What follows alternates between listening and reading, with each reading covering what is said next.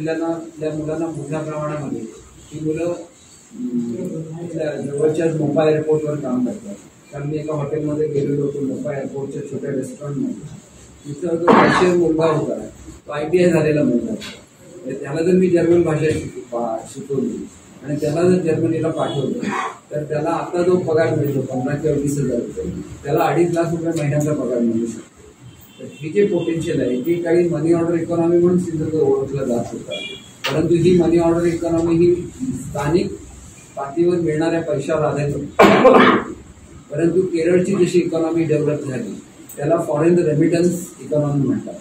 अशी foreign remittance economy ज्या वेळेला तयार होईल त्याला इथले जे पालक असतील ज्यांनी आपल्या मुलाला ITI शिकवलं, वायरमॅन बनवलं, फिटर बनवलं, लेथवर काम करायला शिकवलं, कोणी आपल्याला नर्सिंग असिस्टंट बनवलं, कोणी आपल्या मुलीला नर्सेस बनवलं, कोणी आपल्या मुलाला पॅथॉलॉजिस्ट बनवलं, यांना एक नवीन भारत ही पुढे होती. आणि म्हणून 31 जुलैला महाराष्ट्राच्या जर्मनीमधल्या ऑफिसचं उद्घाटन हे आदरणीय मुख्यमंत्री महोदयाला विनंती केलेली आहे. तिथले मुख्यमंत्री आणि आमचे मुख्यमंत्री दोघं मिळून जेव्हा हे ओपनिंग करतील त्याला पहिल्या टप्प्यातल्या 10,000चा जो पहिला टप्पा आहे हा टप्पा लोकांना खुला होईल. आणि त्या दिवशी एक मोठा कार्यक्रम जर्मनीमध्ये तिथल्या गव्हर्नमेंटने ठेवलेला आहे. जगामध्ये असं पहिलं स्टेट टू स्टेट पार्टनरशिपचं उदाहरण आहे की ज्याच्यामध्ये त्यांच्याकडे स्किल गॅप ही लाखोच्या संख्येने आहे. ती स्किल गॅप आपल्याला महाराष्ट्रामध्ये भरून काढायची आहे. त्याच्यामुळे हा कार्यक्रम सिंधुदुर्ग जिल्ह्यापुरता मर्यादित नाही. हा महाराष्ट्र राज्यातल्या प्रत्येक जिल्ह्यामध्ये हा कार्यक्रम राबवला जाणार आहे. पूर्वी आमची 6 मंत्र्यांची कमिटी होती, आता 8 मंत्र्यांची कमिटी झालेली आहे. याचं कारण असं आहे की जर्मनीमध्ये इंडस्ट्री आणि टुरिझम, स्टार्टअप, एज्युकेशन या 4 विषयासाठी त्यांनी आपल्या ऑफिसमध्ये विनामूल्य सेवा उपलब्ध करून दिलेल्या आहेत. त्याच्यामुळे तुम्ही जर बेडमिंटनवर बघितलं तिथं मर्सिडीजचं हे तर आहेच म्युझियम, परंतु मर्सिडीज असेल, व्होक्सवॅगन असेल, परंतु इंडस्ट्रीच्या पलीकडे जाऊ ब्लॅक फॉरेस्ट हे जे जगभरातलं अट्रॅक्शन आहे ते ब्लॅक फॉरेस्ट बेडमिंटनमध्ये. आणि ज्याप्रमाणे स्वित्झर्लंडमध्ये आल्प्स पर्वत आहे तसंच तो जर्मनीमध्ये सुद्धा. त्याच्यामुळे तिथली लोक इथे येऊ शकतील, सिंधुदुर्गमध्ये येऊ शकतील. गोव्याचं टुरिझम हे जर्मन आणि ब्रिटिश लोकांनी चालू केलेलं होतं. तसंच जर सिंधुदुर्गमध्ये घडू शकलं तर ते आगळ्या वेगळ्या उदाहरण होऊ शकेल. सिंधुदुर्ग जसं आहे तसं छत्रपती संभाजी महाराज नगर आहे, त्याच्यानंतर नागपूर आहे, मुंबई आहे, अनेक ठिकाणी हे आपल्याला एक्सचेंजेस करता येतील. एक गोष्ट लक्षात घेतली पाहिजे की मुंबईचा पालकमंत्री असल्यामुळे हे सगळं करू शकलो, कारण मुंबई आणि स्टुटगार्ट या सिस्टर सिटी आहेत. तसंच पुणे आणि कार्लसरूहे ही शहरं हे एकामेकाच्या सिस्टर सिटी आहेत.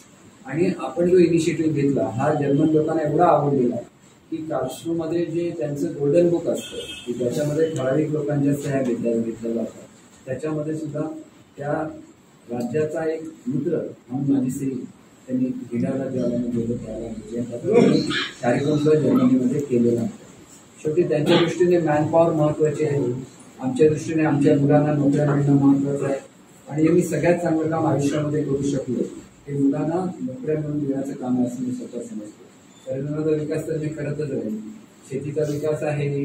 दोडामार्ग तालुक्यामध्ये आपण सिल्कची शेती सुरू केलेली आहे.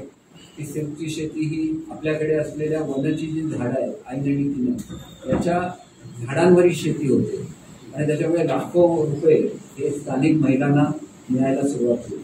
आता जवळजवळ 2,500 महिलांनी कोंबड्यांच्या पालनाला सुरुवात केलेली. एकंदर 4,500चे टार्गेट त्याच्यामध्ये आहे. जवळजवळ 100 महिलांना त्यांच्या स्वतःच्या मालकीचे उद्योग हे काढून दिलेले आहेत. त्यांना त्यांची सबसिडी जमा केलेली आहे, त्यांची मशिनरी येईल आणि त्यांचं सुद्धा काम सुरू असताना जसं फेडरेशन असतं त्या बेसिसवर त्यांचं तयार केलेला माल हा विकला जाईल. आणि चांगलं असं की त्याला एक आदर्श क्लस्टर म्हणून सुद्धा केंद्र शासनाने त्याला एक मान्यता केंद्र शासन देतंय. म्हणजे असंही पहिल्यांदाच घडतंय की सिंधुदुर्ग एवढं जिल्हा एवढ्या वेगाने प्रगती करतोय. आणि म्हणून पुढचा जो टप्पा आहे त्याच्यामध्ये आपल्याकडे जी निसर्ग संपत्ती आहे, जसं मी सांगितलं की चांगली अशी मॅनग्रोव्ह जशी आरोग्याला आहे तशी रेडीला आहे, तशी मालवणमध्ये आहे, तशीच इतर ठिकाणी आहेत. या ठिकाणी आपण क्रॅफ्ट फार्मिंग करू शकतो. काही वर्षापूर्वी चांदा ते बांधामधून जे पिंजरे दिलेले होते अजून सुद्धा ते तसेच पडून आहेत. त्याच्यामध्ये मत्स्य संवर्धन होऊ शकतं. एकंदरीतच आपल्याला लक्षात घेतलं पाहिजे की एका विशिष्ट गतीने आपल्याला पर्यटनाचा विकास करावा लागतो. जसं आपण बॅकवॉटरचा विकास करतो तसं तिलारीला जे पशु आपले वेगवेगळ्या तऱ्हेचे विविधता आहे पशूंमध्ये, म्हणजे तिथं वाघ आहे, तिथं हत्ती आहे, वेगवेगळ्या तऱ्हेची जनावरं आहेत. तर हे सुद्धा जगाच्या समोर यावं म्हणून पेरियार लेकच्या धर्तीवर आपण त्या ठिकाणी डबल डेकर बोट देतोय.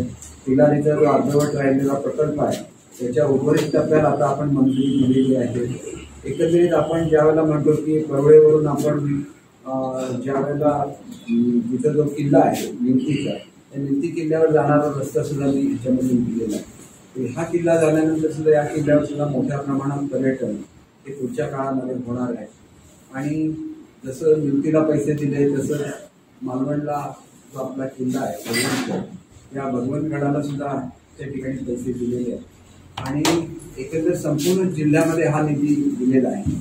कणकवली तालुक्यामध्ये नापणे आणि सावडा दोन्ही धबधब्यांच्या विकासासाठी निधी दिलेला आहे. आणि प्रत्येक ठिकाणी ही कामं आता सुरू होणार आहे. जसं मी सांगितलं की मालवणपासून सुरू होणारी जी खाडी आहे ती जशी विकसित होते तशा पुढच्या टप्प्यामध्ये विजयदुर्गची खाडी ही खाडी घेण्यात येते. आणि म्हणून मल्टीस्पेशालिटी हॉस्पिटलचं काम थोडंसं रेंगाळलेलं होतं. त्याच्या आता सह्या या आठवड्यामध्ये होतील आणि त्याच्यामुळे थोडासा पाऊस कमी झाला की त्याचं सुद्धा काम सुरू होईल. मल्टीस्पेशीज हॅचरी ही जी सागर तीर्थाला वेंगुर्ल्याला होणार आहे ती झाल्यानंतर मोठ्या प्रमाणात ॲक्वाकल्चर हे जिल्ह्यामध्ये सुरू होणार आहे. आणि ते काम सुद्धा आपण मॅनग्रोव्ह फाउंडेशनच्या माध्यमातून घेतलं. काही त्याला निधी ह्या संघाच्या बांधामधून केलेला आहे आणि उर्वरित निधी आम्ही सिंधुरत्नामधून देतो. अनेक दिवसाची मागणी ही सावंतवाडी टर्मिनसची जी बिल्डिंग अर्धवट राहिली होती आणि मध्यंतरी करोनाच्या काळामध्ये कोकण रेल्वेची स्थिती खालावलेली होती आणि त्याच्यामुळे हे काम पूर्ण होऊ शकले नाही. त्याला 28 कोटी रुपयाचा एस्टिमेट तयार झालेला आहे.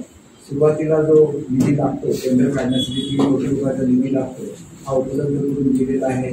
आणि प्रादेशिक पर्यटनमधून उरलेला, कारण प्रादेशिक पर्यटनमधून आता मोठे मोठे प्रकल्प घेतले जाणार आहेत. उर्वरित निधी दिला जाईल. त्या ठिकाणी जो रस्ता आहे त्याला 3.5 कोटी रुपये हे जिल्हा मंदिर मंडळामधून पालकमंत्री महोदयांनी उपलब्ध करून दिलेले आहेत. आणि त्याच्यामुळे जी पेंडिंग कामं होती सगळी कामं आम्ही चालू करू शकलो. त्याच्यामुळे